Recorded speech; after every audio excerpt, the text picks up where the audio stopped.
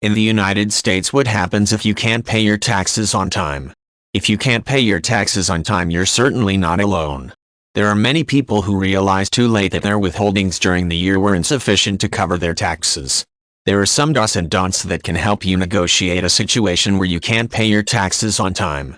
First, when you know you can't pay your taxes on time, don't compound the problem by not filing on time.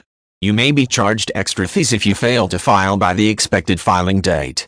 If you haven't fully prepared your taxes, take the time to file an extension to avoid being fined for late filing. Second, don't simply ignore the issue. The IRS can and will take many steps to collect their taxes from you. These can include garnishing future wages and other tax repayments in the future. Furthermore, the longer you wait to pay your taxes, the more the amount will grow due to late fees and interest accruing on the amount owed.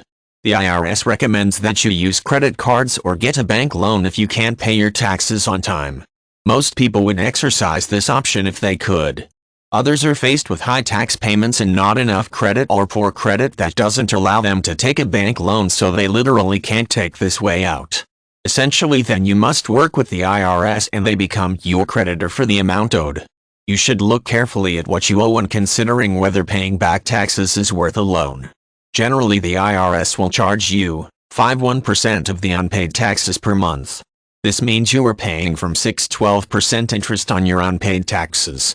Don't put unpaid taxes on a credit card with a higher interest rate than this unless you know you can pay it off quickly. You'll end up paying more in interest rates via credit card than you would to the IRS. Instead, when you file and can't pay your taxes on time, negotiate a plan in writing or even on the internet with the IRS to make monthly tax payments. Suggest an amount that you can pay each month. When you do this type of negotiation, you must get written confirmation from the IRS that your plan is acceptable so they don't start charging you fees for unpaid taxes. You will still pay an interest amount, but if you can quickly pay your taxes, this amount is likely to be negligible. Start making payments before you hear from the IRS, and if you have not gotten any type of written agreement from them or a counteroffer within a month, contact them again. Sometimes the IRS will levy additional fees when you can't pay your taxes on time. They will do this if they feel you have somehow been fraudulent in your withholdings or statement of earnings. Clearly strive for accuracy in filing returns so that your tax amount is accurate and you don't get audited. Most times, if you demonstrate a desire to work to repay the debt, the IRS is willing to work with you and will often take your suggested payment amount to establish a repayment schedule. If you have large amounts of taxes to pay, you might want to visit an accountant.